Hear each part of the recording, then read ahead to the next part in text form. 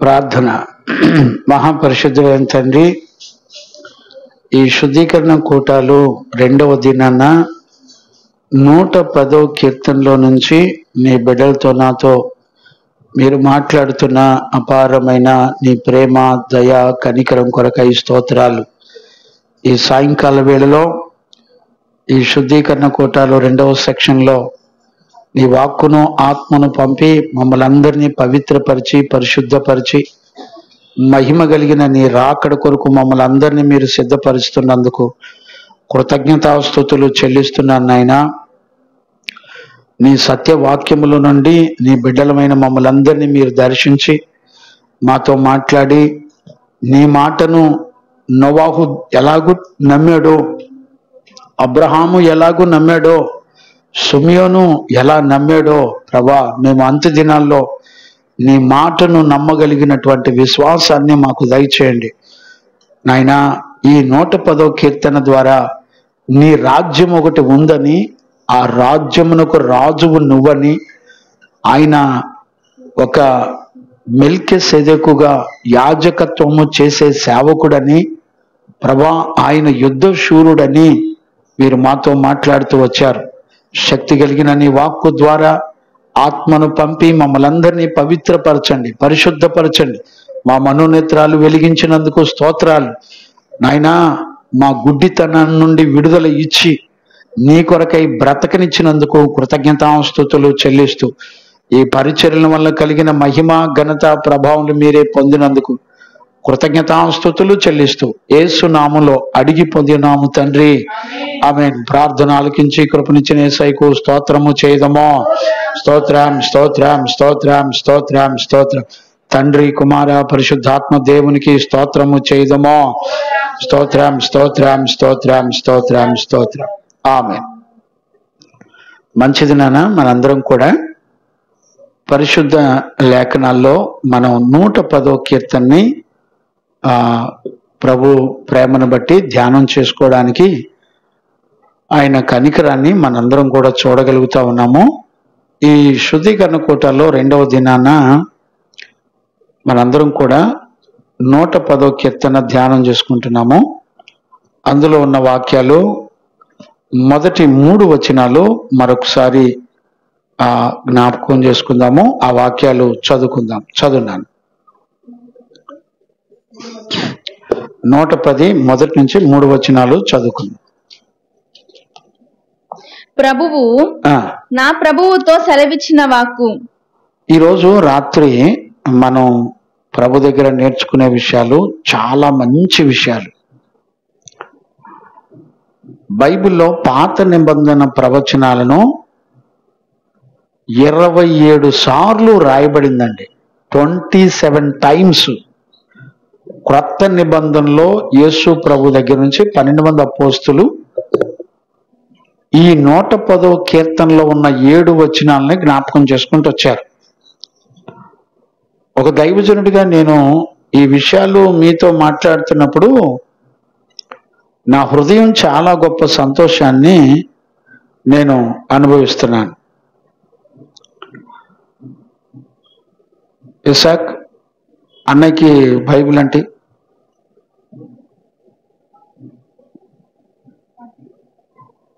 నీ సైకిల్ ఏంట్రా నాయన, బైబిల్ ఇయ్య అని చెప్తున్నా నీకు తెలుగులో.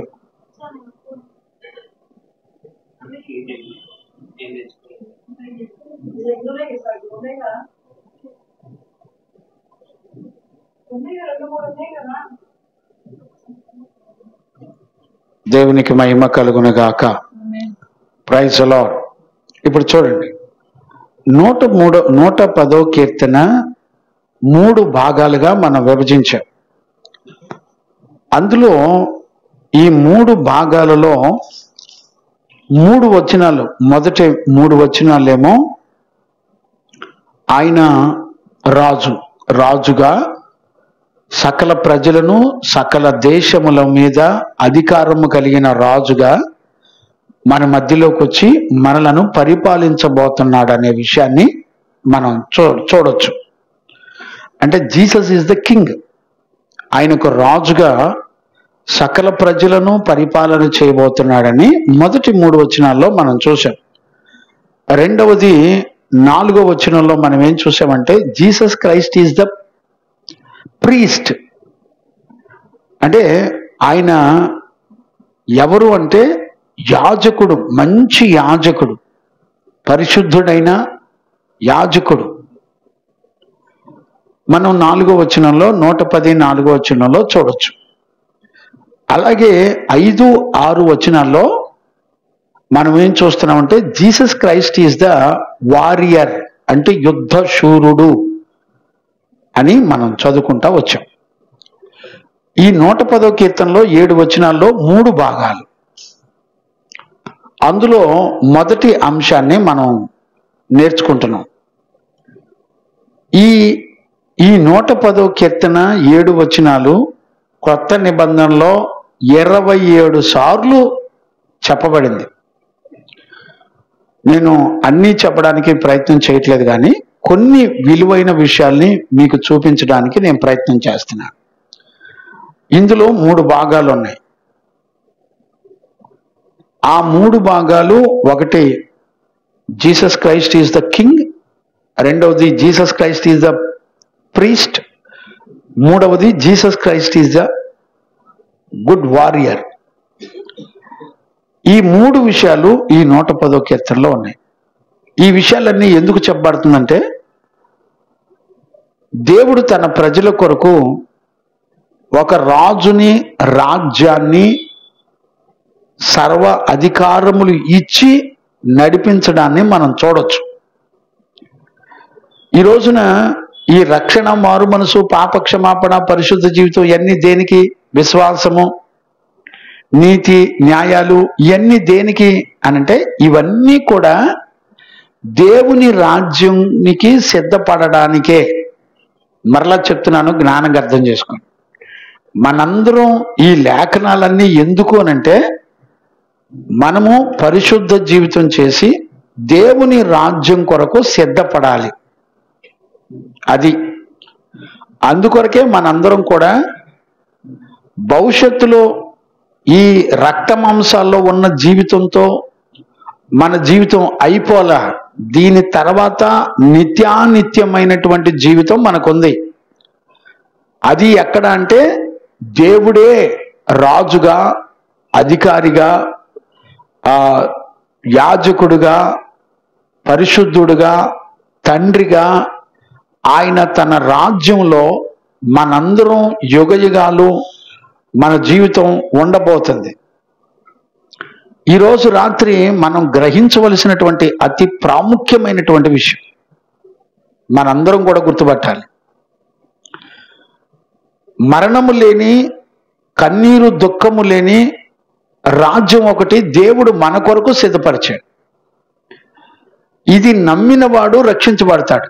ఆ రోజుల్లో నోవాహు ఎలాగ నమ్మి తను, తన కుటుంబం అంతా కూడా రక్షించబడ్డారో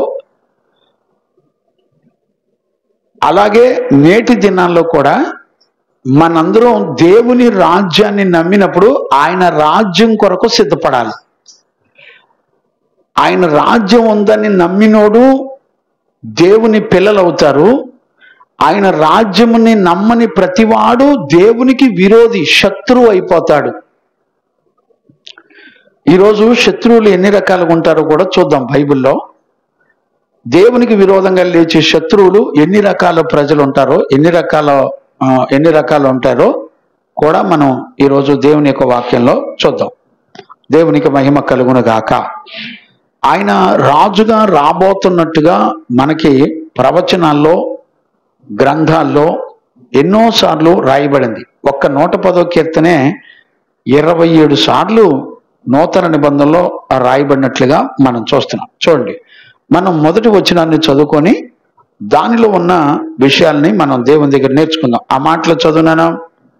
మొదటి వచనం చదువునానా? ప్రభువు నా ప్రభువుతో సెలవిచ్చిన వాక్కు.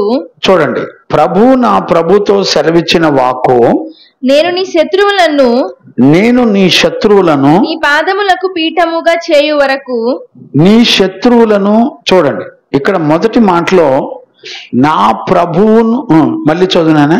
నేను నీ శత్రువులను నీ పాదములకు మొదటి పీఠముగా వచనం చేయును. మళ్ళీ ఒక్కసారి చదువునానా. ప్రభువు నా ప్రభువుతో సెలవిచ్చిన ఇప్పుడు చూడండి, ప్రభువు నా ప్రభుతో సెలవిచ్చాను అనే మాట ఇక్కడ నా అంటే ఎవరు? దావీదు చెప్తున్నాడు. దావీదు ఏమంటున్నాడంటే నా ప్రభువుకి యెహోవా సెలవిస్తున్నాడు అంటే దావీదు ఏమంటున్నాడు? నా ప్రభువుకి యెహోవా సెలవిచ్చే మాట అంటున్నాడు. అంటే అర్థం ఏంటి అంటే ఇప్పుడు దావీదు దేవుని కుమారుడుగా యేసుక్రీస్తు దావీదు కుమారుడుగా దేవుని కుమారుడుగా ఆయన ప్రత్యక్షమైనట్టుగా మనం చూస్తున్నాం లేఖనాల్లో. దావీదు ఏమంటున్నాడంటే నా ప్రభువు అంటున్నాడు. యాక్చువల్గా ఏమనాలి? ఆయన కుమారుడు, దావీదు కుమారుడు అనాలి. ప్రవచనాల ప్రకారంగా దావీదు కుమారుడు అనాలి. కానీ దావీదు ఏమంటున్నాడంటే నా ప్రభువు అంటున్నాడు. దావీదుకి ఇప్పుడు ప్రభు ఎవరు? దావీదుకి ఇప్పుడు ప్రభు ఎవరు? యెహోవా నా ప్రభుతో సెలవిచ్చిన వాక్కు ఏమనగా అది అక్కడ మాట. ఇప్పుడు యెహోవా ఎవరు? నా ప్రభు అంటే ఎవరు? గుర్తుపట్టారా? మీకు అర్థం కావడానికి నిన్నటి దినాన్ని నేను చదివించాను మత్తయి సువార్తలో. మళ్ళీ ఒకసారి 22వ అధ్యాయము 44 వచనం ఒకసారి చదువునానా. 22:44 మళ్ళీ ఒకసారి చదవన్నానా. మాథ్యూ,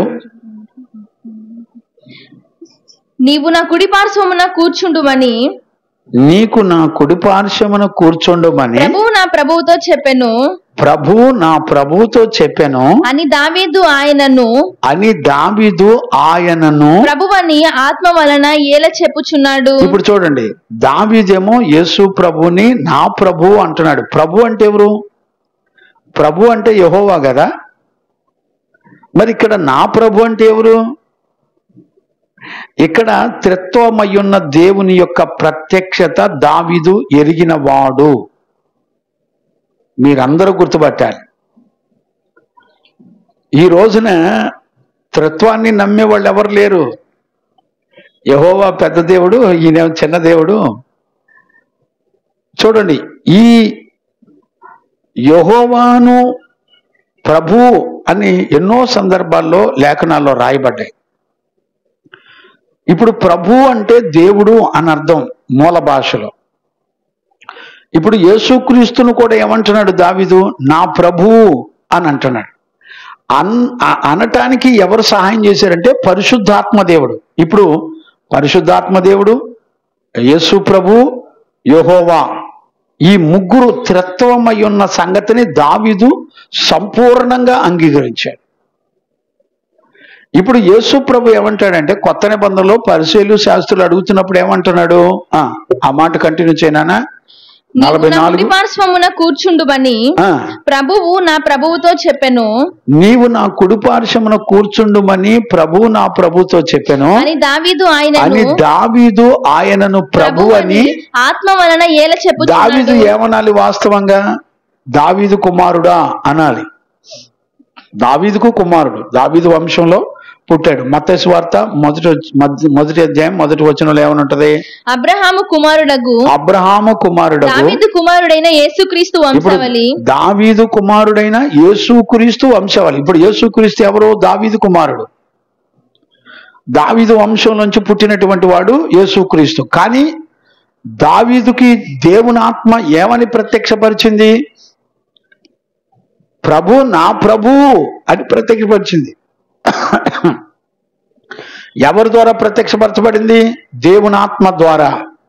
గమనించారా? మీకు కొంచెం వివరంగా అర్థం కావడానికి నేను మత్తయి సువార్త 26వ అధ్యాయం చదువునానా.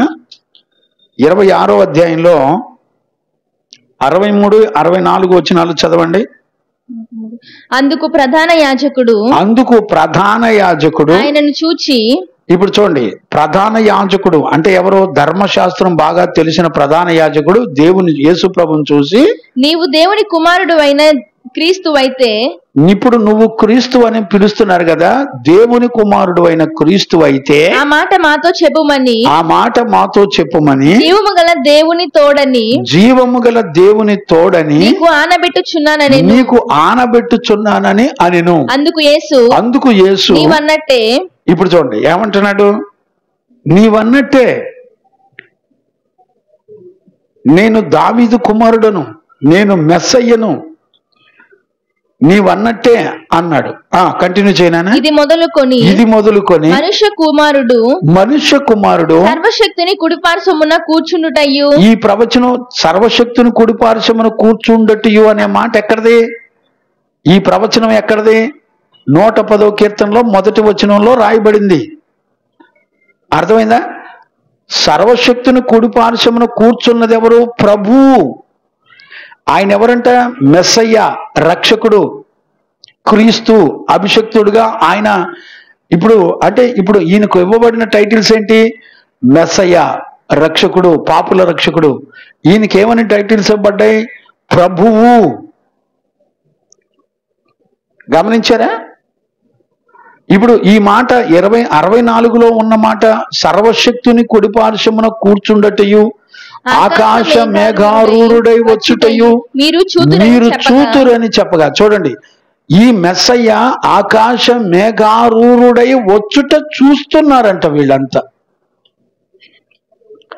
ఇక్కడ నేను నిన్న చదివించాను కదా, దానియేలు పుస్తకంలో మనం ఒక మాటను చదివాం. ఆ మాట చదువునానా? 7వ అధ్యాయం దానియేలు పుస్తకం. ఎక్కడది? 7వ అధ్యాయంలో 13వ వచనం చదువునానా? రాత్రి కలిగినటువంటి దర్శనములను నేను ఇంకా చూచుచుండగా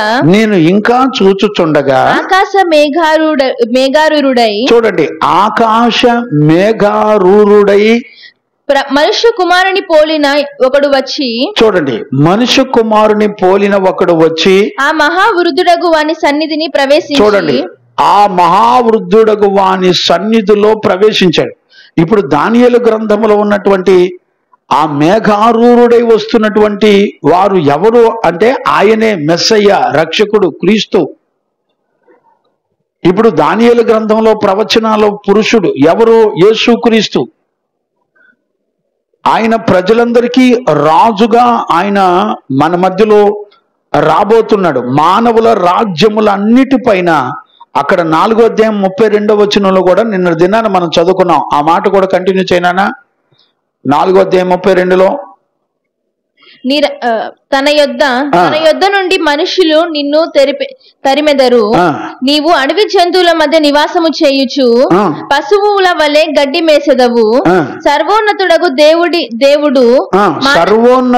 దేవుడు మానవుల రాజ్యము పైన. గమనించారా? మానవుల యొక్క రాజ్యముల పైన అధికారి అయ్యుండి. ఇప్పుడు చూడండి, మానవుల రాజ్యముల మీద, ప్రజలందరి మీద సర్వాధికారం, సర్వ ప్రకృతుల మీద, ప్రపంచముల మీద సర్వాధికారం ఎవరికి ఉంది? ఇప్పుడు చెప్పండి. దేవునికి ఉంది. ఇప్పుడు దేవుడు ఆ అధికారం ఎవరికి ఇచ్చాడు? ఆకాశ మేఘారూఢుడై రాబోతున్న మనుష్య కుమారుడికి సంపూర్ణమైన అధికారం మొత్తం ఎవరికి ఇచ్చాడు? కుమారుడైన యేసుక్రీస్తు మెస్సయ్యకి ఇచ్చాడు. ఆయన రాజులకు రాజు, ప్రభువులకు ప్రభువుకి ఇచ్చాడు. ఇప్పుడు ఆయన రాజ్యం మన మధ్యలోకి రాబోతుంది. నమ్మిన వాళ్ళంతా దేవునికి స్తోత్రాలు చెప్పండి. హల్లెలూయా. దేవునికి మహిమ కలుగును గాక. ఇప్పుడు మనల్ని ఏలుబడి చేస్తున్న రాజ్య అధికారుల చేతుల నుండి ఈ రాజ్యం యొక్క రాజులు మనుషులను బాధ పెడుతూ, కన్నీరు పెడుతూ, దుఃఖ పెడుతూ, అధికమైన పన్నులేస్తూ మనలను శాపగ్రస్తంగా పరిపాలిస్తున్నటువంటి ఈ రాజుల చేతిలో నుండి పరిశుద్ధుడైన దేవుడు, నా ప్రభు అయిన యేసుక్రీస్తు సకల ప్రజలకు, రాజ్యములకు, భూమి ఆకాశములకు సర్వాధికారము కలిగిన రాజు తన నీతి న్యాయములు కలిగి పరిపాలన చేయడానికి మన మధ్యలోకి రాబోతున్నాడు. ఆయన రాజ్యము రాబోతుంది గనక ఇప్పుడు మనకేం కావాలి? మారు మనసు కావాలి, పాప క్షమాపణ కావాలి, పరిశుద్ధ జీవితం కావాలి, దేవుని నీతి కావాలి, రక్షణ కావాలి. గమనించారా? ఇవన్నీ కూడా మనకు కావాలి. ఇవన్నీ ఏంటి? ఆయన రాజ్యమునకు సిద్ధపడడానికి. ఇప్పుడు మందిరానికి రమ్మంటే మొహమాటం వీళ్ళకేంటి? ఏమండి, నువ్వు మందిరానికి వెళ్ళే దేనికి? దేవుని రాజ్యము సిద్ధపడడానికి.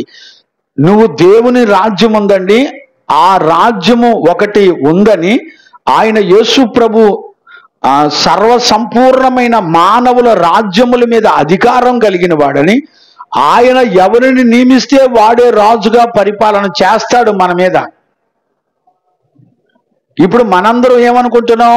మనందరం ఓట్లేసి మోడీని గెలిపించుకున్నామని అనుకుంటున్నాం, లేకపోతే చంద్రబాబుని గెలిపించుకుంటున్నామని అనుకుంటున్నాం. కాదు, దేవుడు మానవుల రాజ్యముల మీద రాజులను నియమించుటకు సర్వాధికారం కలిగినటువంటి వాడు ఎవరు అంటే దేవుడు, మన ప్రభు అయిన యేసుక్రీస్తు. ఆయనే ప్రభు, ఆయనే యెహోవా, ఆయనే మెస్సయ్య, ఆయనే రక్షకుడు, ఆయనే రాజులకు రాజు, ఆయనే మనుషుల యొక్క సకల ప్రజల మీద, రాజుల మీద అధికారం కలిగిన వాడు.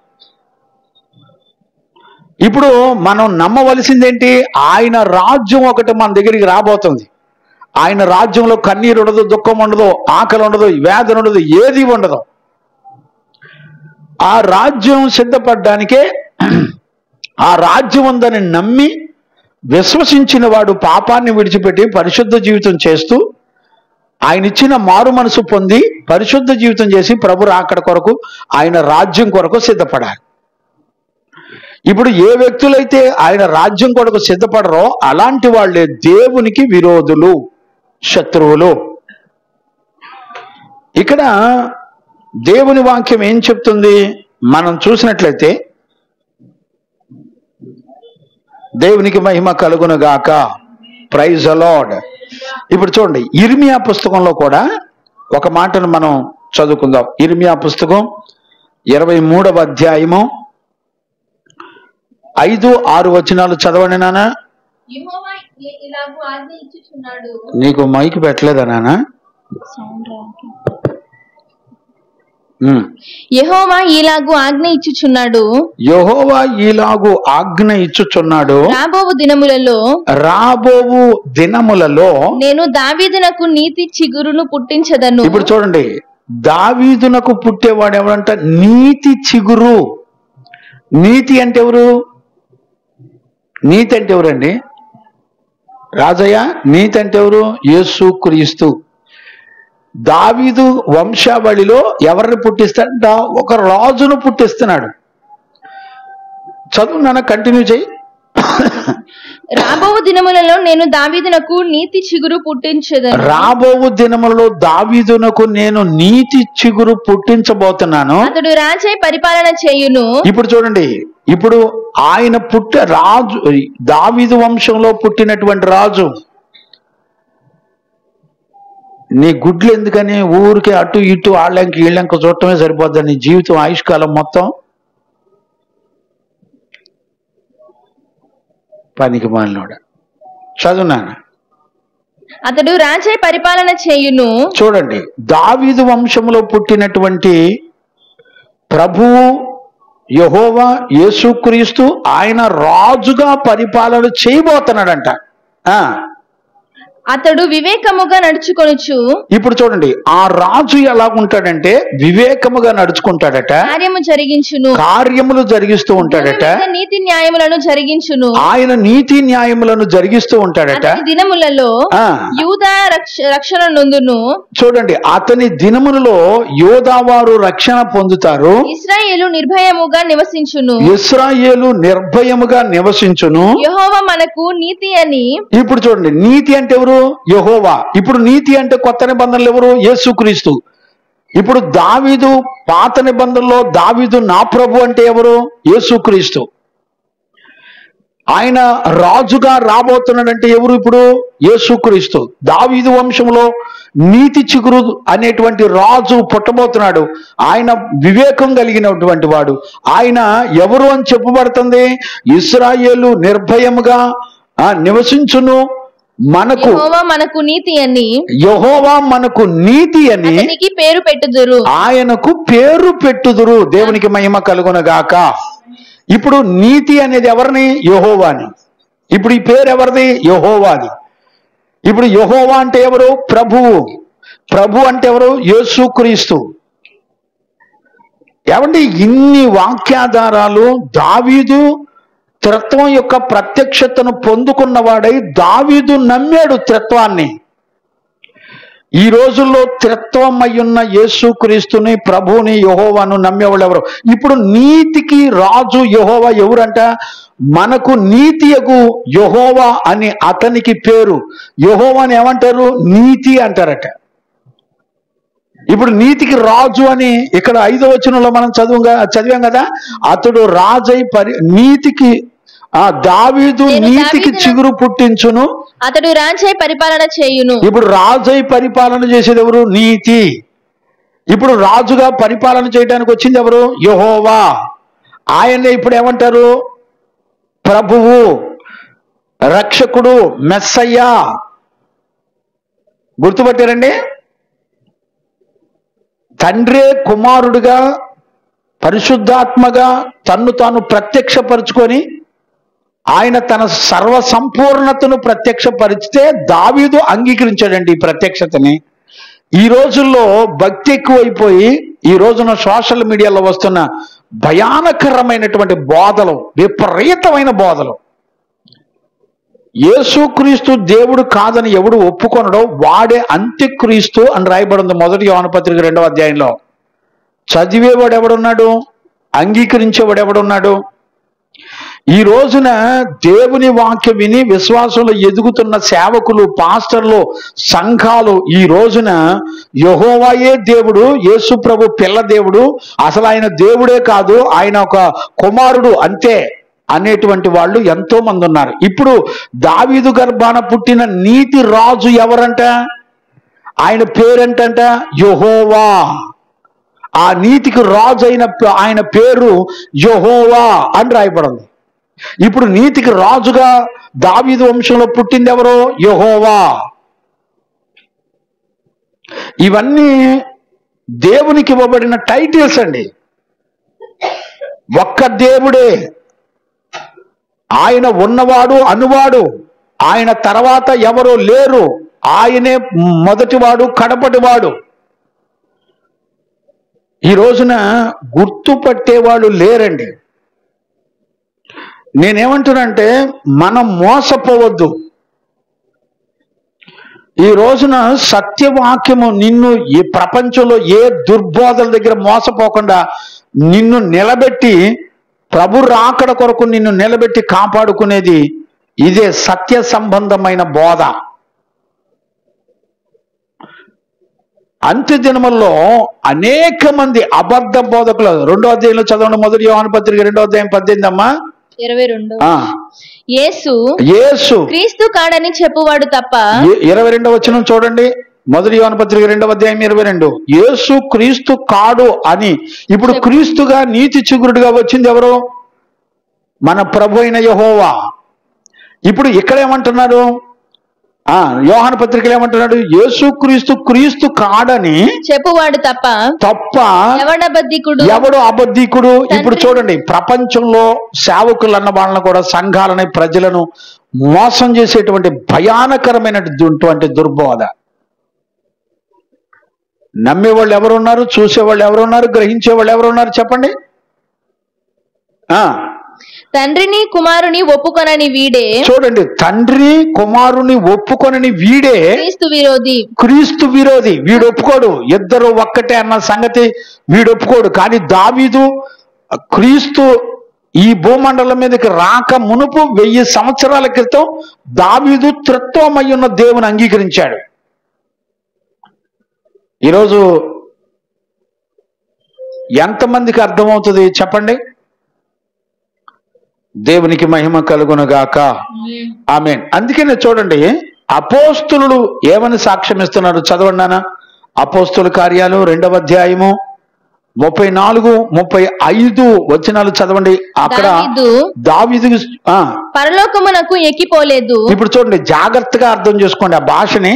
దావీదు పరలోకానికి ఏమి ఎక్కిపోలేదు. అయితే అతడు ఇట్లన్నాడు, నేను నీ శత్రువులను నీ పాదముల క్రింద పాదపీఠముగా ఉంచు వరకు. నీ శత్రువును నీ పాదముల కింద పాదపీఠముగా ఉంచు వరకు. ఈ వచనం ఎక్కడది?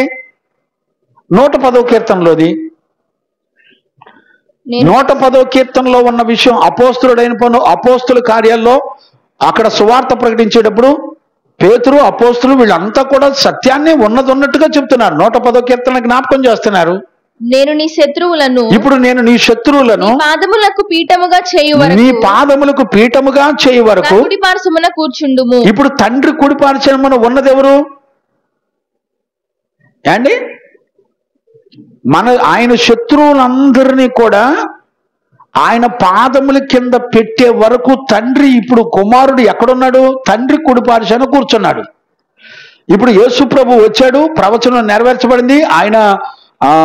ఆయన సిద్ధపడి పునరుత్థానుడై ఆయన లేపబడి ఆయన ఎక్కడ కూర్చున్నాడు? ఇప్పుడు తండ్రి కుడి పార్శ్వన కూర్చున్నాడు.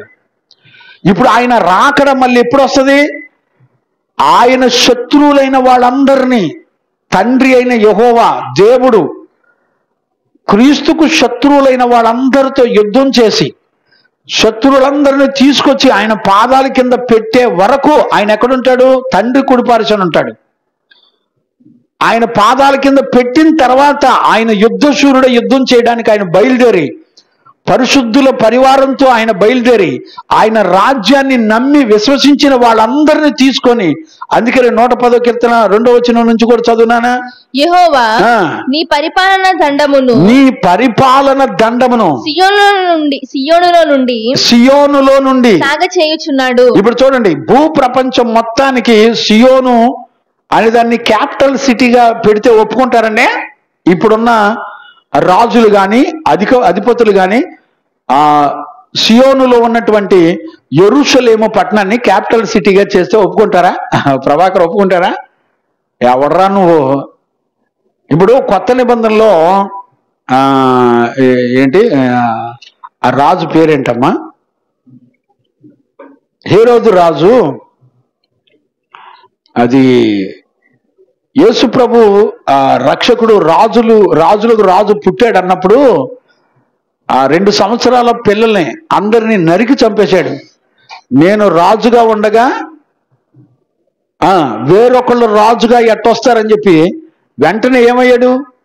నీతి గల రాజు వచ్చి పరిపాలన చేస్తాడంటే ఎవరు ఒప్పుకునేవాళ్ళు లేరు. ఏ రోజు రాజు ఒప్పుకున్నాడా?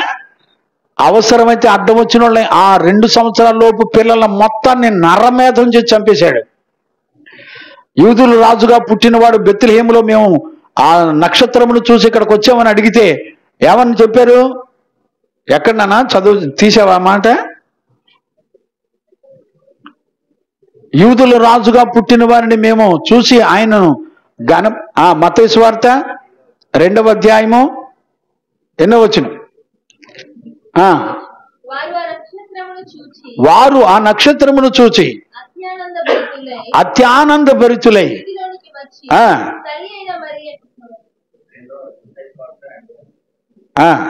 మత్తయి 2 చదువునానా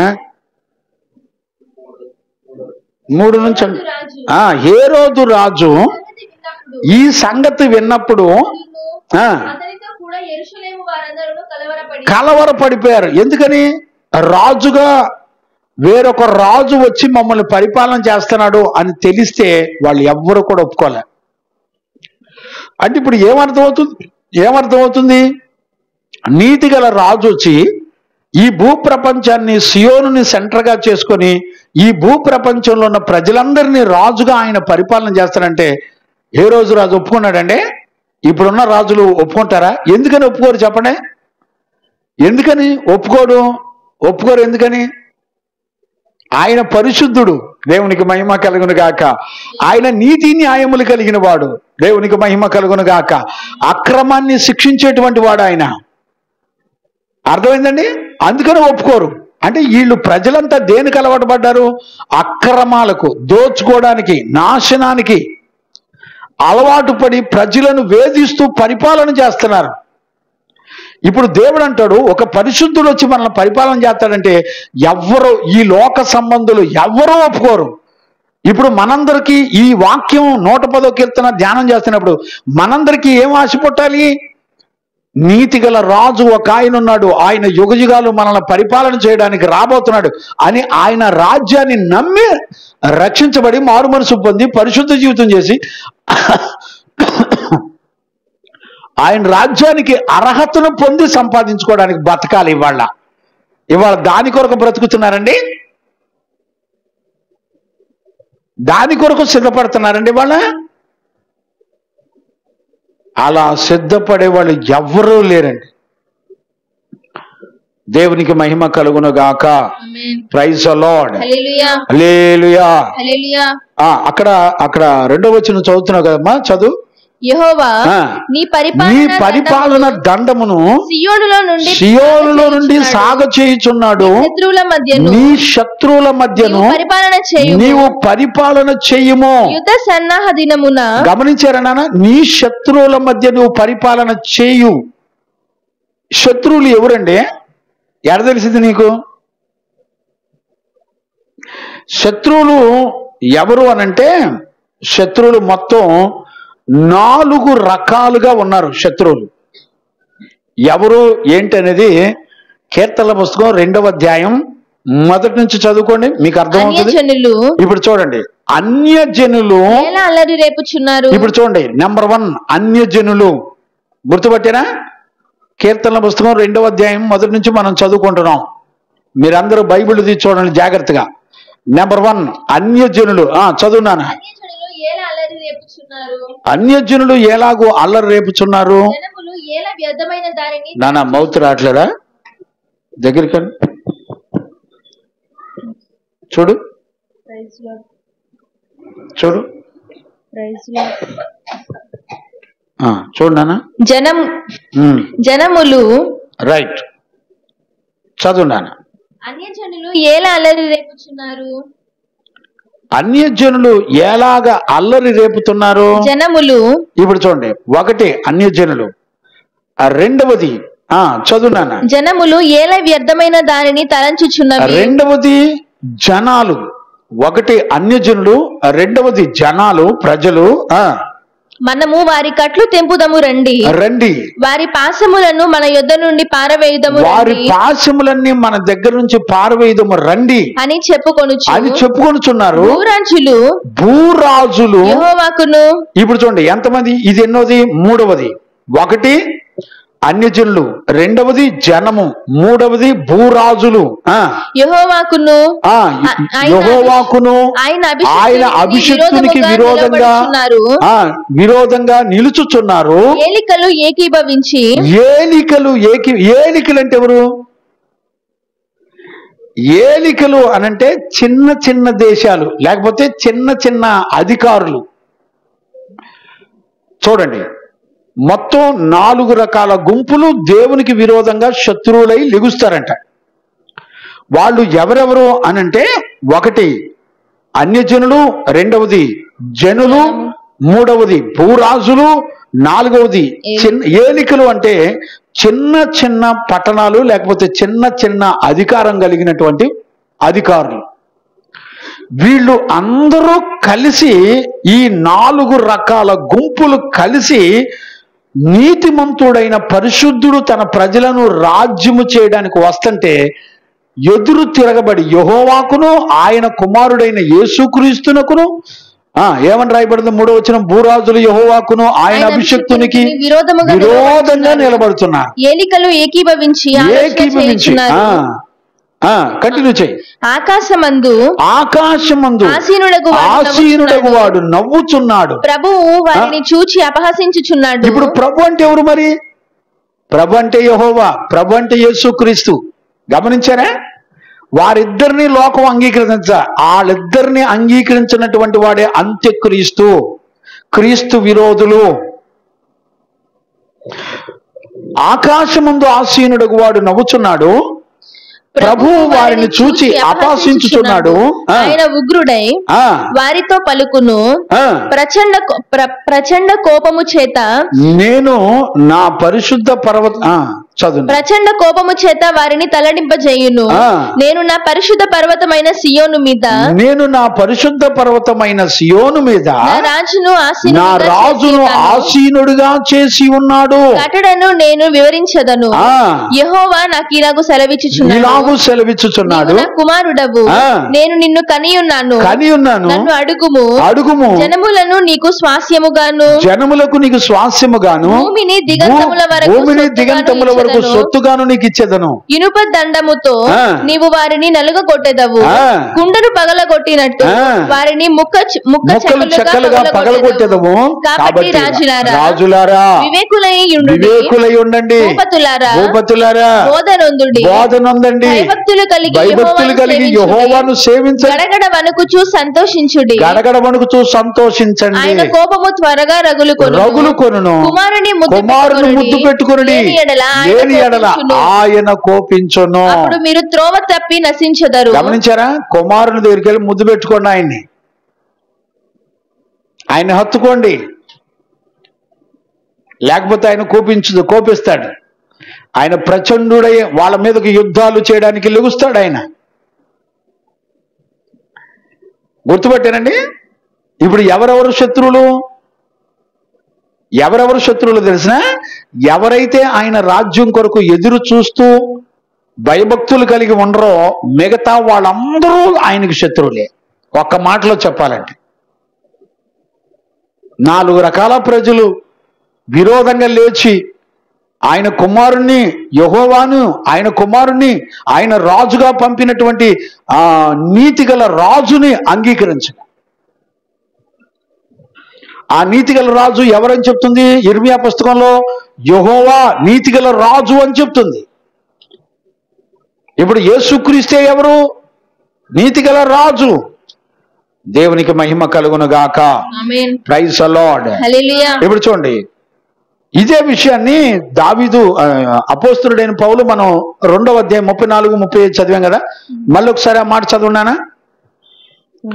అపోస్తలుల కార్యం 2వ అధ్యాయం. దావీదు పరలోకమునకు ఎక్కిపోలేదు, అయితే అతడు ఇట్లా నేను నీ శత్రువులను నీ పాదముల క్రింద పాదపీఠముగా ఉంచు వరకు. ఇప్పుడు యెహోవా ఏం చేస్తాడంట? తన కుమారుని రాజుగా చేయటానికి శత్రువులందరినీ ఆయన పాదముల కింద పెడతాడట. నీవు నా కుడి పార్శ్వమున కూర్చుండుమని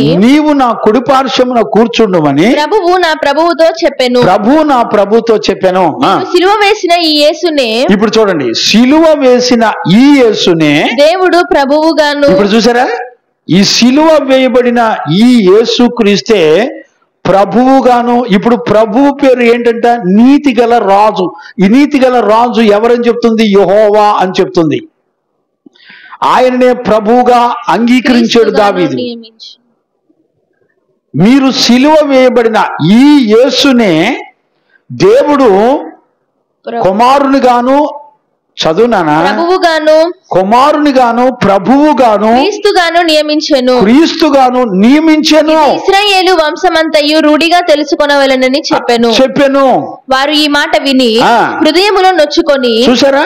ఈ మాట ఏ రోజున వాళ్ళు శాస్త్రులు పరిచయాలు ఒప్పుకోలా, ప్రధాన యాజకులు ఒప్పుకోలా. ఇవాళ రోజున అలానే సేవకుల్ని ఒప్పుకోనివ్వకుండా అనేక దుర్బోధలు వచ్చేసిన తండ్రిని కుమారుని అంగీకరించకుండా ఇప్పుడు వీళ్ళకి ఏ రాజ్యం వద్దో తెలిసిన? యేసుక్రీస్తు రాజుగా, నీతిగల రాజుగా, నీతి న్యాయములు కలిగి నెమ్మది సమాధానం కలిగిన రాజుగా ఆయన పరిపాలన కింద బ్రతకడానికి ఈ రోజున భూరాజులు గాని, అధికారులు గాని, అన్యజనులు గాని, ప్రజలు గాని ఎవ్వరూ ఒప్పుకోట్లా. యేసుక్రీస్తు నామాన్న ఈ రోజున వీధి సువార్తలు చేస్తానంటే ఒప్పుకోట్లా, కొట్టి చంపేస్తున్నారంతే. నువ్వు ఏ పోలీస్ స్టేషన్కి వెళ్ళి అడిగినా నీతి న్యాయాల్ని, చట్టాలని ఎవ్వరూ కూడా ఒప్పుకోట్లే. చూసారండి? ఇప్పుడు దీని అర్థం ఏంటో తెలిసిన? నీతిగల నా రాజు పరిపాలన చేయడానికి రాబోతున్నాడు. దేవునికి మహిమ కలుగును గాక. ఆయన రాజ్యం సమీపంగా ఉంది. ప్రభు మేఘారూరుడై రాబోతున్నాడు. రహస్య రాకడ రాబోతుంది. నువ్వు సిద్ధంగా ఉంటే ఆయన రాజ్యాన్ని నమ్మి మారు మనసు పొంది పరిశుద్ధ జీవితం చేస్తే నువ్వు ఆయన రాజ్యంలో కన్నీరు దుఃఖం లేని రాజ్యంలో యుగ యుగాలు ఉండబోతున్నావు. ప్రియుడా, ఈ రోజున మనందరం గుర్తుపట్టాల్సింది ఏంటో చేసిన 110వ కీర్తన చదవడం వల్ల మనకు అర్థమయ్యేది ఏంటో చేసిన ఆయన రాజ్యం రాబోతుంది.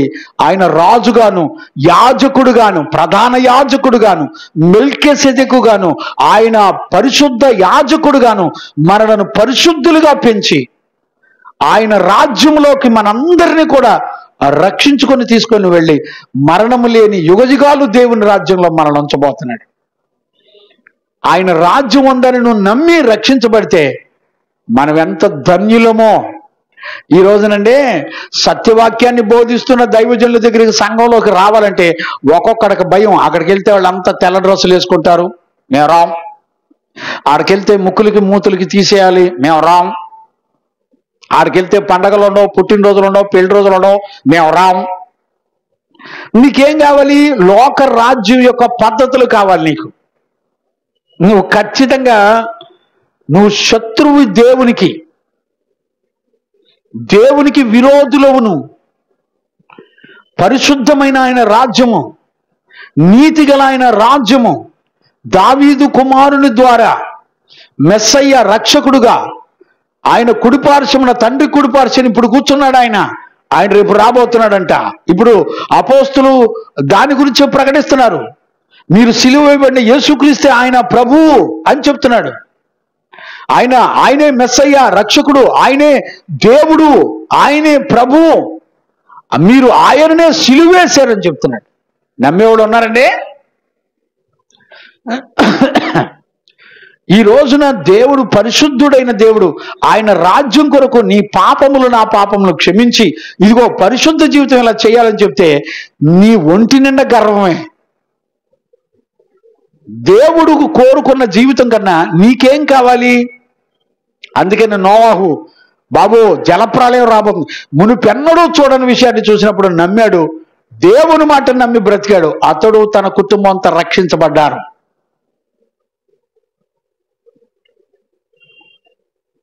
సొదొమ గొమొర్రా దినాలు ఎలా ఉంటాయి, లోతు దినాలు ఎలా ఉంటాయో మనుషు కుమారుడు రాకడ అలానే ఉంటుంది. నోవాహు దినాలు ఎలా ఉంటాయో మనుషు కుమారు రాకడ అలానే ఉంటుంది. నమ్మేవాళ్ళు ఉన్నారండి?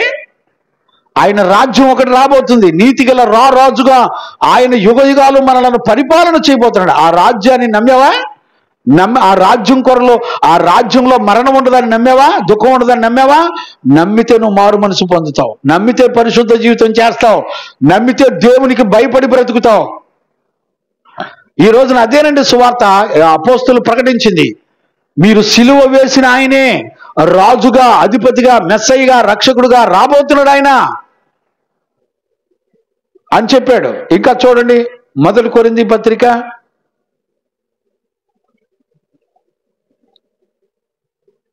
15వ అధ్యాయము 24-25 వచనం కూడా చదవండానా? 1 కొరింథీ పత్రిక 15వ అధ్యాయము 24-25 వచనం కూడా చదువునానా? అటు తరువాత ఆయన సమస్తమైన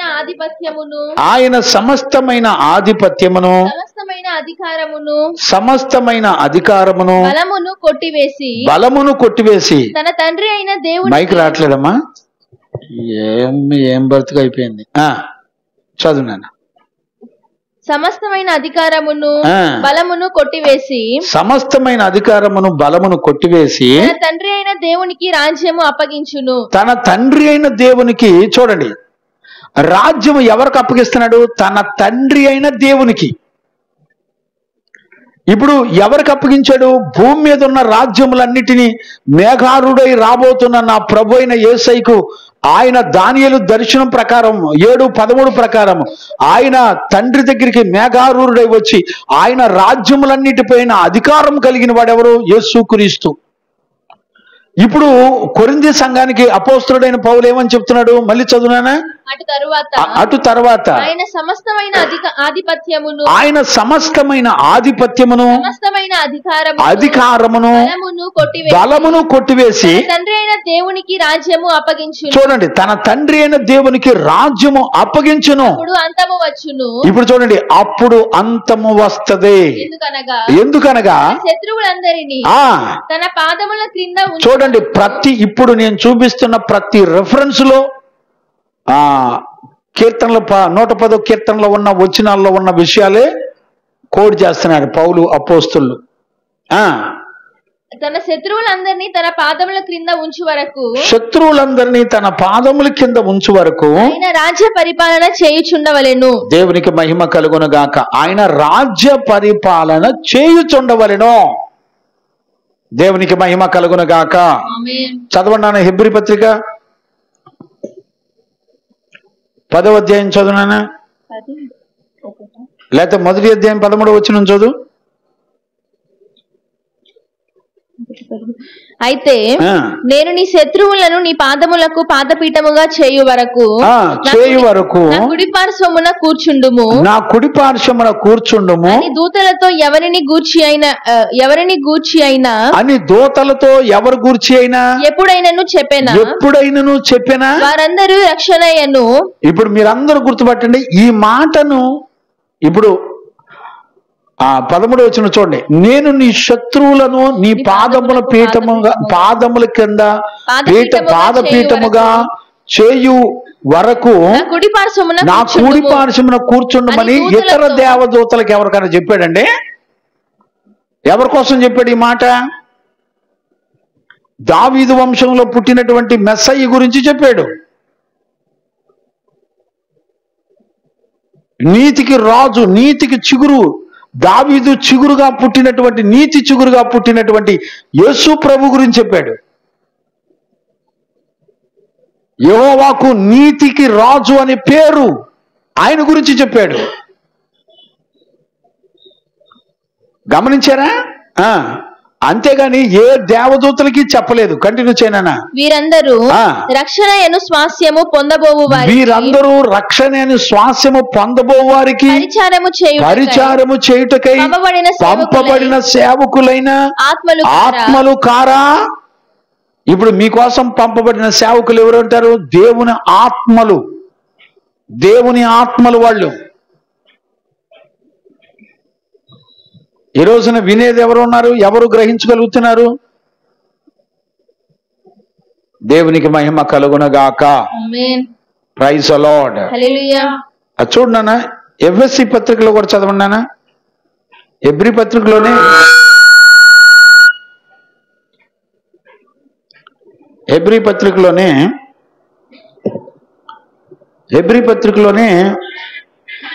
8వ అధ్యాయం 2వ వచనం కూడా చదువుకోవచ్చు. మేము వివరించుచున్న సంగతిలోని సారాంశం ఏదనగా మనకు అతి ప్రధాన యాజకుడు ఒకడున్నాడు. ఆయన పరిశుద్ధాలయమునకు, చూడండి, ఆయన పరిశుద్ధ ఆలయమునకు అనగా మనుషుడు కాక ప్రభువే స్థాపించిన నిజమైన గుడారమునకు, చూడండి, మనుషుడు కాకుండా ప్రభువే స్థాపించిన నిజమైన గుడారమునకు పరిచారకుడయుండి పరలోకమందు మహామహుని సింహాసనమునకు ఆసీనుడాయెను. కుడి పార్శ్వమున ఆసీనుడైన వాళ్ళు ఎవరు?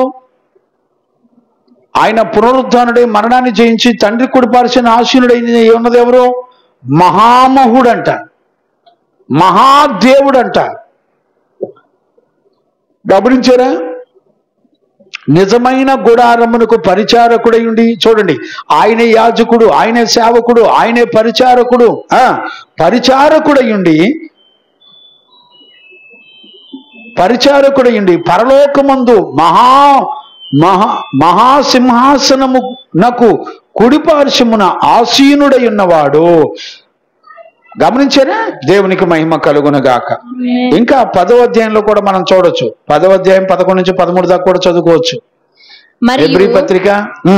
ప్రతి ప్రధాన యాజకుడు దినదినము సేవ చేయుచు పాపములకు ఎన్నటికిని తీసివేయలేని ఆ బలులనే మాటి మాటికి అర్పించుచు ఉండును.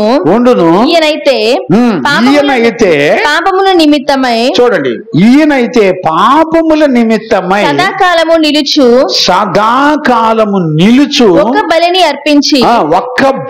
అర్పించి అప్పటి నుండి తన శత్రువులు తన పాదములకు పాదపీఠముగా చేయబడవరకు. ఎన్నిసార్లు అండి, ఇప్పటికి ఎన్నిసార్లు చదివాం? 110వ కీర్తనని ఎన్ని రిఫరెన్సులు చదివాం? మత్తయి సువార్త చదివాం, మత్తయి సువార్త 22వ అధ్యాయంలో చదివాం, 26వ అధ్యాయంలో చదివాం, రోమాపత్రిక 1:5లో చదివాం, అపోస్తుల కార్యాలు 2:34-35లో చదివాం, మొదటి కొరింథీ పత్రిక 15:24-25 వచనాలు చదివాం, హెబ్రీ పత్రిక 1:4లో ఉంది, 13వ వచనంలో ఉంది, హెబ్రీ పత్రిక 8:2లో ఉంది, హెబ్రీ పత్రిక 11-13 వరకు ఉంది, హెబ్రీ పత్రిక 12వ అధ్యాయం 2వ వచనంలో కూడా ఉంది, మొదటి పత్రిక 3వ అధ్యాయం 22వ వచనంలో ఉంది. గమనించారా? కొలస్సీ పత్రిక 3వ అధ్యాయం 1వ వచనంలో ఉంది, కొలస్సీ పత్రిక 2వ అధ్యాయం 9వ వచనంలో ఉంది. ఏమంటే ఎన్ని రెఫరెన్సులు అండి ఇవన్నీ! ఏంటి గుర్తుపట్టారా మీరు? ఇవన్నీ కూడా ఆయన మేఘారూరుడై రాబోతున్నటువంటి మెస్సయ్య, ప్రభు, రక్షకుడు, యెహోవా, నీతిగల రాజు అన్నీ ఆయనేనండి. ఎంత స్పష్టంగా చెబుతుంటే ఈ రోజున ఆయనను నమ్మే వాళ్ళు లేరండి. దేవునికి మహిమ కలుగునగాక. Praise the lord.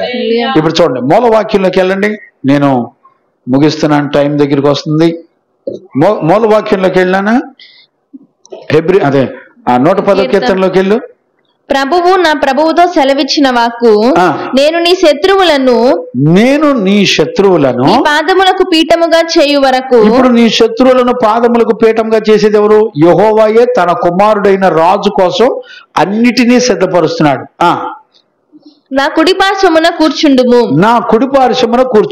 యెహోవా నీ పరిపాలన దండమును. ఇప్పుడు చూడండి, యెహోవా యొక్క పరిపాలన దండమును సియోనులో నుండి సాగచేయుచున్నాడు. శత్రువుల మధ్యను.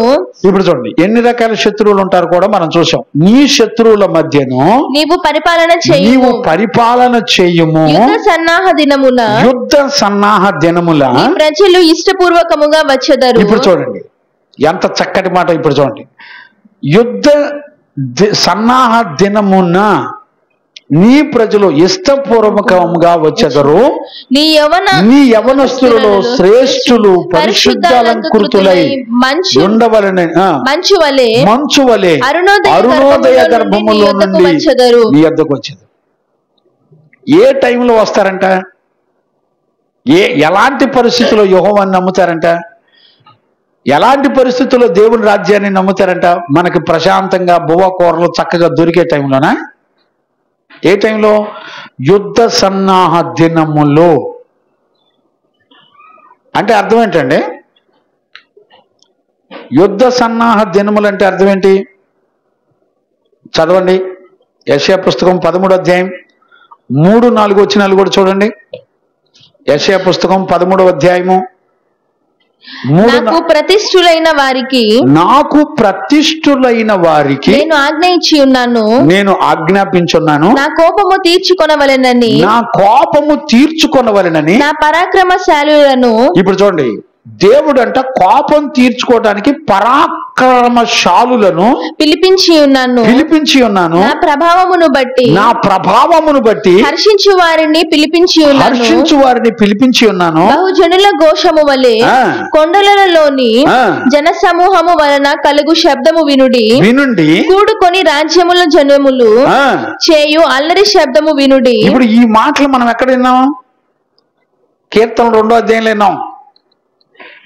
ఈ అన్యజనులు, ప్రజలు, రాజులు, చిన్న చిన్న దేశాల వాళ్ళు, ఏలికలు, వీళ్ళందరూ కలిసి ఇదే యుద్ధ సన్నాహ దినాలంటే. ఇప్పుడు మనం ఈ సంవత్సరం మనం కనులారా చూస్తున్నాం. ఏంటి? ప్రజలు ఒప్పుకోట్లా, అధికారులు ఒప్పుకోట్లా సువార్త ప్రకటించడానికి. రాజ్యాంగం మాకు హక్కు ఇచ్చిందయ్యా, మేము నచ్చిన మతాన్ని మేము విశ్వసించి, నచ్చిన దేవుణ్ణి మేము విశ్వసించి ఆరాధించవచ్చు, మాకు గవర్నమెంట్, రాజ్యాంగం, ఇండియన్ గవర్నమెంట్ మాకు హక్కులు ఇచ్చిందయ్యా అని చెప్పినా కూడా అధికారులు ఒప్పుకుంటున్నారండి? ప్రజలు ఒప్పుకుంటున్నారండి? ఏలికలు ఒప్పుకుంటున్నారా? ఒప్పుకోవట్లా. అంటే ఇప్పుడు ఏ టైంలో వచ్చాం మనం? ఎగ్జాక్ట్లీ 110వ కీర్తన క్రీస్తు పూర్వం 1000 సంవత్సరాల క్రితం ప్రవచన రూపంలో చెప్పబడిన కీర్తన తండ్రి కుమార పరిశుద్ధాత్ముడు త్రిత్వమై ఉన్న సంగతుల యొక్క కీర్తన దావీదు అంగీకరించి దేవుని ఆత్మ వల్ల ఒప్పుకున్నటువంటి కీర్తన మనకు చెప్తుంది ఇప్పుడున్న దినాల గురించి. ఇప్పుడు యేసుక్రీస్తు వచ్చాడు, రక్షకుడిగా వచ్చాడు. ఆయన పునరుత్థానుడై మరణాన్ని జయించి లేచి వెళ్ళి తండ్రి సింహాసనం మీద ఆనుకున్నాడు. ఇప్పుడు నెక్స్ట్ ఏం చేయబోతున్నాడంటే ఆయన భూరాజుల యొక్క పరిపాలన అంతటిని రాజ్యం చేయడానికి ఆయన వస్తున్నాడు. ఆ యుద్ధ సన్నాహాల దినాల్లో దేవుడు ఎవరెవరిని సిద్ధపరచుకుంటాడంట? చూడండి 4వ వచనం 3వ వచనం. యుద్ధ సన్నాహ దినమున నీ ప్రజలు అంటే ఎవరు? నీ ప్రజలు అంటే ఎవరు? ఆయన రాజ్యానికి సిద్ధపడేవాడు, ఆయన రాజ్యం వస్తుందని మారు మనసు పొందేవాడు, లోకాన్ని పాపాన్ని శరీర కార్యాలను విడిచిపెట్టినవాడు, పరిశుద్ధతను ప్రేమించినవాడు, దేవుని యందు విశ్వాసం ఉంచినవాడు, దేవుని నమ్మినవాడు. ఆయన మన కొరకు సిద్ధపరిచిన రాజ్యం ఒకటి ఉంది. ఆయన మన కొరకు రాజ్యాన్ని సిద్ధపరచడానికి ఆయన తండ్రి సింహాసనం మీదకి వెళ్ళాడు, ఆయన కుడిపార్శ్వన కూర్చున్నాడు అని నమ్మిన తన ప్రజలు చూడండి ఇష్టపూర్వకంగా వస్తారు. నీ యవ్వనులలో శ్రేష్ఠులు పరిశుద్ధాలంకృతమై ఎలా ఉంటారంట? పరిశుద్ధ అలంకరణ అంట. మంచు వలె ఏమండి? మంచు వలె అరుణోదయ గర్భములో నుండి నీ యొద్దకు వచ్చెదరు. ఇప్పుడు చూసారా ఈ వాక్యాలు అర్థమవుతాయండి? అసలు ధ్యానం చేసేవాళ్ళు ఉంటారంటవా? పరిశుద్ధ అలంకృతులై ఉంటారంట. దేవునికి మహిమ కలుగునగాక. Praise the Lord. హల్లెలూయా. పరిశుద్ధ అలంకృతులై వాళ్ళు ఏం చేస్తారంట? మంచు వలె అరుణోదయ గర్భములో నుండి నీ యొద్దకు వచ్చెదరు. మెల్కీసెదెకు క్రమము చొప్పున. ఇప్పుడు చూడండి వీళ్ళంతా కూడా మెల్కీసెదెకు క్రమము చొప్పున నీవు నిరంతరము యాజకుడివై యుందుమని యెహోవా ప్రమాణము చేసి ఉన్నాడు. దేవునికి మహిమ కలుగును గాక. ఏ యాజకత్వం అండి? మెల్కీసెదెకు యొక్క యాజకత్వం గురించి ఎప్పుడు దర్శనం చూసి చెప్తున్నాడు? క్రీస్తుకు పూర్వం 1000 సంవత్సరాల క్రితం దర్శనం చూసి చెప్తున్నాడు. ఇప్పుడు నేనేమంటానంటే లేవి యాజకత్వపు సేవ ఉండంగా మెల్కీసెదెకు క్రమం యొక్క సేవ కొత్త నిబంధన సంఘములో దేవుడు ఎందుకు అనుమతించాడు? లేవీల యొక్క సేవ ద్వారా ఏ ఆత్మ కూడా పరిశుద్ధులై పరిశుద్ధ అలంకృతులై జయ జీవితం చేసిన వాళ్ళు కాదు. లేవి యాజకత్వంలో బలులు ఉన్నాయి, నైవేద్యాలు ఉన్నాయి. ఇవి ఏవి కూడా పాపిని పరిశుద్ధ పరచలా, నీతిమంతుడిగా చెయ్యలా. ఇప్పుడు హెబ్రీ సంఘానికి రాస్తూ అపోస్తులుడైన పౌలు ఏమంటాడంటే, చదవండి నా మాటలు కూడా. హెబ్రీ పత్రిక 5వ అధ్యాయము 9వ వచనం చదవండి.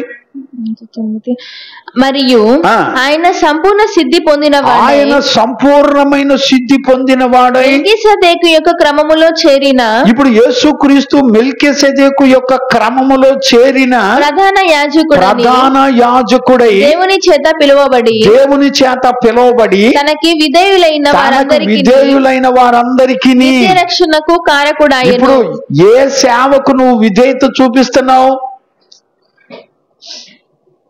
విధేయత చూపించిన వారందరికీ నిత్య రక్షణకు కారకుడాయను. కొత్త నిబంధనలో మెల్కీసెదెకు క్రమము యొక్క సేవను అంగీకరించి అక్కడికి చేరి రక్షించబడిన వాడు మాత్రమే పరలోక రాజ్యంలో ఉంటాడు. ఇప్పుడు మెల్కీసెదెకు సేవ ఎవరు చేశారు? అపోస్తులుడు చేశారు. అపోస్తుల పరిచర్యలో మొదటి ప్రధాన యాజకుడు ఎవరు? మెల్కీసెదెకు క్రమము చొప్పున సేవ చేసిన యేసుక్రీస్తు. ఇప్పుడు ఆ మెల్కీసెదెకు క్రమం ఎవరు చేశారు? 12 మంది అపోస్తులు చేశారు. ఈ రోజున సేవ చేయడానికి వచ్చిన ఏ సేవకుడు వెనక మెల్కీసెదెకు క్రమంలో సేవ చేసిన దైవజనుడి దగ్గర వాక్య విని సేవకు అభిషేకించబడి సేవకు పిలువబడి సేవ చేయాలి. అపోస్తులు సేవకు పిలువబడినప్పుడు వాళ్ళు తండ్రిని, తల్లిని, ఆస్తుల్ని, బిల్డింగ్ని, అన్నదమ్ముల్ని, రక్త సంబంధాలు అందరినీ విధులుపెట్టి అన్ని పరిస్థితుల్లో దేవుని మీదే ఆధారపడి దేవుని దిక్కుగా చేసుకొని బ్రతికారు. వాళ్ళకు వచ్చిన కానుకలన్నీ కూడా సంఘంలో ఉన్న పేదవాళ్ళందరికీ పంచిపెట్టారు. అపోస్తులు వాళ్ళ పేర్ల మీద ఎక్కడ ఫిక్స్డ్ డిపాజిట్లు పెట్టుకోవాలా, వాళ్ళ పేర్ల మీద ఆస్తులు పెట్టుకోవాలా. అలాంటి దైవజనుడి దగ్గరికి వెళ్ళి నువ్వు కూర్చొని సేవ నేర్చుకొని సేవ చేయి, అప్పుడు నువ్వు సేవకుడు అనబడతావు. ఎక్కడ పడితే అక్కడ బైబిల్ ట్రైనింగ్లు అయ్యి సర్టిఫికెట్లు తెచ్చుకొని వాళ్ళ దగ్గర కళలో దర్శనాలు చూసి అవి చూసి ఇవి చూసి మెల్కీసెదెకు క్రమము చొప్పున సేవ చేస్తున్న అపోస్తుల దగ్గర ట్రైనింగ్ అయ్యి అభిషేకించబడి సేవకు పిలువబడి పంపబడాలి. ఉన్నారండి అలాగా సేవ చేసే సేవకులు ఉన్నారా?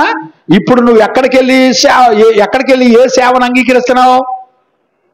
కొత్త నిబంధనలో ఏ సేవ మెల్కీసెదెకు క్రమం యొక్క సేవలో ఆ పరిచర్ని ఎవరైతే అంగీకరిస్తారో ఆ ఆత్మకు నిత్య రక్షణ. ఇప్పుడు నువ్వు వెళ్ళే సంఘం దైవజనుడు మెల్కీసెదెకు క్రమంలో సేవ చేస్తున్న దైవజనుడి దగ్గర ట్రైనింగ్ అయ్యి సేవకు పిలువబడి అభిషేకించబడి సేవకు అప్పగించబడ్డారండి. అలాంటి సేవకుల దగ్గరికి వెళ్ళి విశ్వసించి అంగీకరించినప్పుడు అలాంటి సేవకుల దగ్గర నీ ఆత్మ నిత్య రక్షణకు కారకుడవుతుంది. ఇది నేను చెప్తున్నానా వాక్యం చెప్తుందా? వాక్యంతో ఎవడికి పని లేదండి. ఎవడు పడతాడు మా నాన్న సేవ చేశాడు, మా అమ్మ సేవ చేసింది, అందుకని ఈ సేవ మాది. వంశావళి సేవ కాదు ఇది. లేవి సేవ, లేవి యాజకత్వపు సేవ వంశావళి సేవ. వాళ్ళ తర్వాత పిల్లల సేవ. కొత్త నిబంధన సేవ అలా కాదు. మెల్కీసెదెకు క్రమం యొక్క సేవ. పిల్లోడైనా పెద్దోడైనా అన్యజనుడైనా ఎవడైనా సరే రక్షించబడిన తర్వాత మెల్కీసెదెకు క్రమంలో సేవ చేస్తున్న ప్రతిష్ఠితులైన అపోస్తుల దగ్గర అప్పగించుకొని ప్రతిష్ఠించబడి సేవ చేసి పంపబడి సేవ చేయాలి. అలాంటి సేవకుడి దగ్గరికి వెళ్ళి నువ్వు విధేయత చూపించి అలాంటి సేవను అంగీకరించి లోబడితే నీ ఆత్మ నిత్య రక్షణకు కారకుడవుతుంది. ఇప్పుడు ఈ 4వ వచనంలో చెప్పిన మెల్కీసెదెకు క్రమం యొక్క సేవ ప్రకారంగా సేవకు వచ్చిన సేవకులేనండి. ఉద్యోగాలు చేస్తూ సేవ చేసేవాడు ఒకడో, రిటైర్డ్ అయ్యి వడ్డీలు డబ్బులతో సేవ చేసేవాడు ఒకడో, తండ్రి తల్లులు సంపాదించిన ఆస్తులతో సేవ చేసేవాడు ఒకడో. ఎక్కడ నేర్చుకొని వచ్చారు నా నాయనలారా? ఎవడు ట్రైనింగ్ ఇచ్చాడు మీకు? ఇక బుద్ధి జ్ఞానం లేకుండా ఆడవాళ్ళ సేవ ఒకటి. ఎక్కడ నేర్చుకొని వస్తున్నారో నాకు అర్థం కావట్లా. భయం లేదు, భక్తి లేదు. దేవుడు కోరుకున్న విషయాలు ఒక యాజకుడు ఎలా ఉండాలి, ఒక సేవకుడు ఎలా ఉండాలి. కొత్త నిబంధన సేవ లేవి సేవ కాదు. హెబ్రీ పత్రిక 5వ అధ్యాయం 6వ వచనం కూడా చదువునానా? ఆ ప్రకారమే నీవు మెల్కీసెదెకు యొక్క క్రమము చొప్పున నిరంతరము యాజకుడివై ఉన్నావు. ఇప్పుడు భూమి మీద పరలోకమందును నిరంతరము యాజకత్వపు సేవ. ఏ సేవ తెలిసిన? అపోస్తుల సేవ, మెల్కీసెదెకు క్రమం యొక్క సేవ. ఇది నిత్యము ఉండేటువంటి సేవా పరిచర్య. ఇప్పుడు ఎలాంటి అపోస్తుల దగ్గర ట్రైనింగ్ అయి వచ్చిన పరిశుద్ధులు దైవజనుల దగ్గర మీరు మెల్కీసెదెకు క్రమం యొక్క సేవను అంగీకరించి అప్పగించుకొని ఉంటే అక్కడ నీకు నీ ఆత్మకు నిత్య రక్షణ దొరుకుతుంది. ఈ మాట నేను చెప్తున్నానా, విన్సెంట్ పాలయ్య గారు చెప్తున్నారా, వాక్యం చెప్తుందా? నమ్మేవాడు లేడు. దేవుని వాక్యం ఏం చెబుతుందో నమ్మేవాడు లేడు. ఎవడిష్టం ఆడిది. బైబిల్ చదివి వాక్యం చెప్తున్నాడు, వాక్యం చెప్పే ప్రతివాడు పాస్టరే. ఎవడిష్టం ఆడిది. జాగ్రత్త. రేపొద్దున తీర్పు రోజున దేవుడు లేఖనాల్లో ఏదైతే రాయించాడో దాని ప్రకారంగానే మనలను తీర్పు తీరుస్తాడు. కాబట్టి ఈరోజు రాత్రి 114వ వచనంలో చెప్పినట్టుగా మెల్కీసెదెకు క్రమం చొప్పున ఆ యాజకత్వపు సేవకి ఎంతో మంది యవ్వనస్తులు ఆ మంచు వలె అరుణోదయమైనటువంటి గర్భం నుంచి వచ్చినటువంటి పరిశుద్ధ జనాంగం వస్తుంది. వీటి విషయాలన్నీ కూడా ప్రకటన గ్రంథంలో కూడా రాయబడి ఉన్నాయి. వీటన్నిటిని దేవుడు సిద్ధపరచుకొని ఆయన రాజ్య పరిపాలన చేయడానికి రాబోతున్నాడు. ఈరోజు మనందరం కూడా అలాంటి మెల్కీసెదెకు క్రమం యొక్క యాజకత్వంలో మనం నీతికి రాజైన యేసుక్రీస్తు రాజు పరిపాలన కొరకు, ఆయన రాజ్యం కొరకు మనం సిద్ధపడగలిగి ప్రభు రాకడ కొరకు సిద్ధపడగలిగితే మనంత ధన్యులు ఇంకెవరు ఉండరు. అలాంటి కృప యేసయ్య మనందరికి అనుగ్రహించి నడిపించును గాక. ఆమేన్. ప్రార్థన చేసుకుందాం. మోకరించండి, ప్రార్థన చేసుకుందాం. స్తోత్రం స్తోత్రం స్తోత్రం స్తోత్రం స్తోత్రం.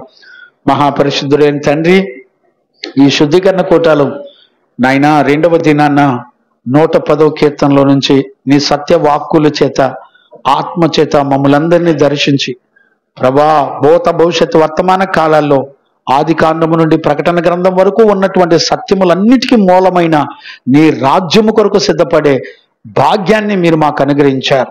ప్రభా దావీదు ఈ ప్రత్యక్షతను ఎరిగిన వాడై ఉన్నాడు నాయన. క్రీస్తుకు పూర్వం 1000 సంవత్సరాల క్రితం ఆ ప్రత్యక్షతను దావీదుకు కనపరిచారు. ఈ రోజున దావీదుకు కలిగిన ప్రత్యక్షతనే శాస్త్రులు పరిచయులతో ఆ రోజున యేసు ప్రభు మాట్లాడాడు.